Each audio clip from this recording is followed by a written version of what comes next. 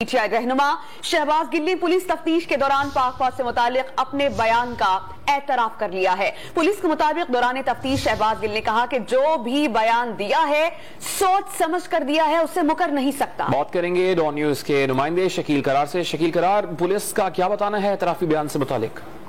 एक सवाल से पुलिस राय ने तस्दीक की है कि शहबाज गिल ने दौरान तफ्तीश जो ARY चैनल पर के प्रोग्राम में इन्होंने बात की थी, उन्होंने कहा कि सब कुछ रिकॉर्ड पर है, तो मैं इस बयान से कैसे मुनर्रिफ हो सकता हूँ, उससे हट नहीं सकता।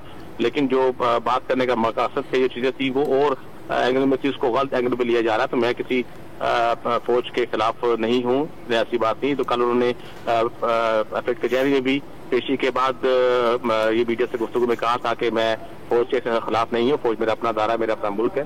तो उसके साथ साथ अब पुलिस जो है उसके बाद जो अहम शवाहिद है वो है उनका मोबाइल। वो मोबाइल अभी तक ट्रेस नहीं हो रहा है, उनके सिस्टम के पास था जो अभी तक गायब है, पुलिस की कस्टडी में नहीं आ सका है। पुलिस का कहना है कि मोबाइल बरामद होने के बाद जो है वो तफ्तीश मजीद आगे बढ़ सकेगी। बहुत शुक्रिया शकील आपका।